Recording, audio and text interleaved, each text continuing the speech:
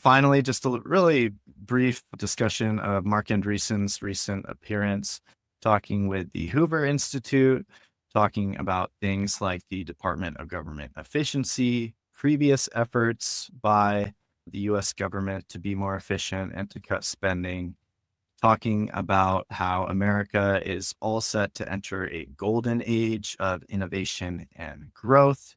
Really a wide-ranging hour and 17-minute interview or so, where he dives into many different topics. Highly recommend you check it out. But let's dive into some of my favorite bits from his appearance there. Let's jump up to the present. DOGE, the Department of Government Efficiency, your buddies, Elon Musk and Vivek Ramaswamy are heading it. And you yourself are participating as you've called yourself an unpaid intern. Yes, correct. You may go get me a glass of water at some point. Let's start with a very brief video. And this is a video that Elon Musk retweeted. To my surprise, it turns out to be a couple of minutes of an old interview I did with Milton Friedman. Yes. So here we go. 14 is a lot for television. So I want to just go right down the list quickly and have you give me a thumbs up or thumbs down. These are Keep them cabinet or agencies. Department of Agriculture. Abolish. Gone. Department of Commerce. Abolish. Gone. Department of Defense. Keep. Keep it from 14 departments down to Four and a basic half. fundamental 4.5. functions. What are its fundamental functions? Preserve the peace, then the country. All right. Provide a mechanism whereby individuals can adjudicate their disputes. That's the Justice Department. Department. Protect individuals from being coerced by other individuals. The police department, right? And now, this is both the central government and the state and local government. The police function is primarily local and central, right? And those are the fundamental functions of government in mind. Okay. So, as I said, Elon Musk, there I sat with Milton Friedman.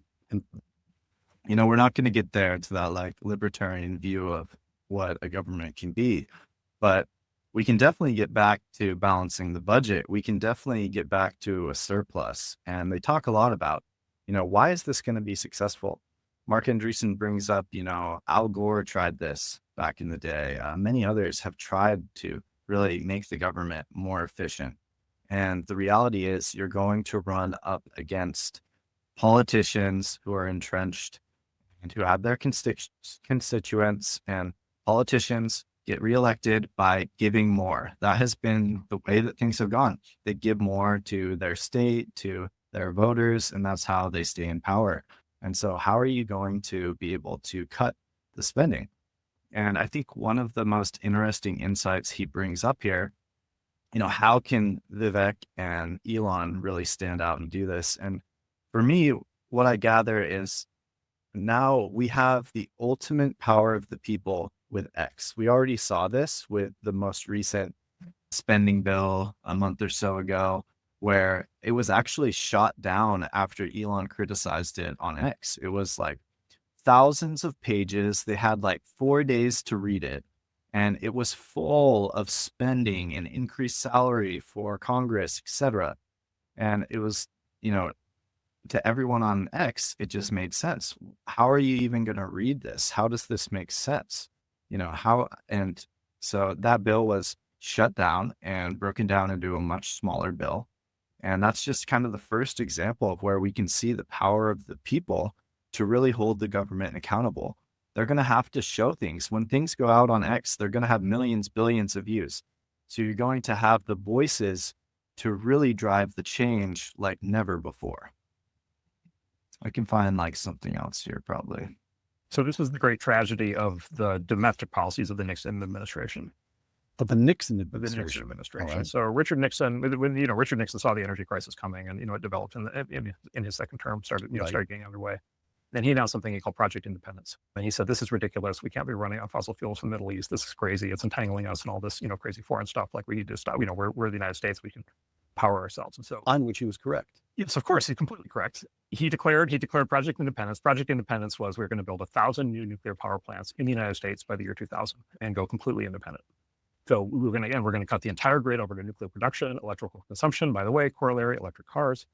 And so, and by the way, green, like corollary, no more carbon emissions, right? We're in 1,000 nuclear plants, no carbon emissions, completely green. Nuclear plants put out water with a small amount of easily contained waste, but we're going to build those. And and we were building nuclear power plants, as in the 50s, 60s, 70s. But by the 70s, we started to have these new technologies like computers, where you could see a way to build much more efficient and much safer plants, right? And so he announced that, and then he created the Environmental Protection Agency, and he created the Nuclear Regulatory Commission, which shut down which shut down a project which, had it gone forward, would have changed everything. Yes, and those agencies prevented project independence from happening.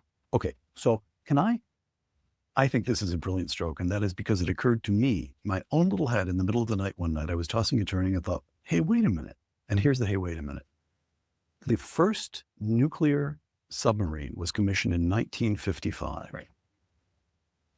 Which means that the United States of America, which has nuclear powered vessels of all kinds, has been building and operating small nuclear reactors for 6 and 7 decades, right, and has the systems down so well that these things can be operated by 19-year-old kids who haven't even gone to finish their high school degree. And the technology is owned by the American taxpayers. Why aren't we using this? So, as you know, Yeah, this is a huge point, right? I mean, we talk about what nuclear power can do. In Europe, there's a lot of talk about what this can do in order to really break the reliance on cheap Russian gas, but also really to just lower the cost of energy so we can be more competitive, so that our factories can operate better, so we can be more productive as nations. And this really was an eye-opening insight for me when I heard this. It makes so much sense. I mean, we've been doing these small nuclear reactors for decades. We're better at them than we've ever been. So I think we're entering a stage where we are embracing nuclear, and we're going to see a huge nuclear build out. I mean, this is like a technology from the future that has just been put on ice and hasn't been developed for a variety of reasons. Some, valid, like trying to make sure that nuclear weapons do not proliferate, but also we're talking about a power source that can create almost infinite power. It's like the Tony Stark arc reactor, right? So it's going to be really exciting to see this industry filled out more and see more and more nuclear power done in a really smart way. I think we're going to, we're already seeing companies like Microsoft, Amazon, and Google kind of preliminarily put money behind these projects if they get approved. Meta as well, I believe. So we're going to see complete nuclear revolution in how we power the world. And, maybe we're going to see nuclear powered planes, ships, whatever it might be, more and more in the future, because this is an energy source that is so powerful and something worth exploring more. I think that's probably good for this topic. I think something, maybe just a short note that I want to add, is that you bring up like a very interesting point that, and they do as well, that I've never actually thought about. Why haven't we actually done more research into nuclear power? It's occurs to me right now that we've had this technology for a while. Yes, it had its downsides. I think the potential for it is there, but there are also disadvantages to it. But still, I think there is a lot of potential in it. I think it'll be very interesting to see what we'd be able to develop. It's going to be really exciting to see the world really embrace nuclear power again in a big way. And, this is the ultimate solution to green power. It is the ultimate green power source. It's just really making sure that we engineer these small modular reactors in a smart way so that we prevent disasters from happening, fallout from happening. And then once we do that, we're really talking about a power source that can really scale to the level we need it to be able to get the cost of electricity down, which has productivity benefits across the economy. So it's going to be really exciting to see this take off again. A lot of great discussion on the Department of Government Efficiency, where Marc Andreessen is advising, as he says, an unpaid intern, so not an official member, but just giving input and advice where he can on how they can cut government spending. Crazy insights from that about the amount of waste going on in the government. I mean, we've seen a bunch of different posts on X about some of the crazy things that have been happening with government spending, some of the ridiculous programs around the world that taxpayer dollars have been going towards. But also, still, most government agencies, the people are working 2 days every 2 months at the office. These offices are empty. It's a ghost town. And how much work is really getting done at these agencies? How is this providing value to the country when we are trillions of dollars in debt and growing? Our interest payments are growing more and more.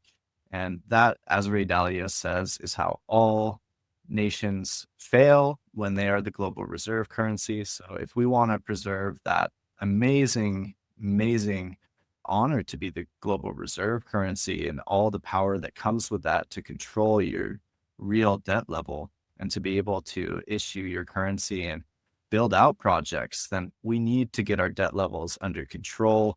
And we can do that, and we can spur growth. And, Marc Andreessen really believes that we're going to see a golden age here with AI and the productivity gains. We're going to see robotics right around the corner. So really great content, and always excited to watch anything from Marc Andreessen.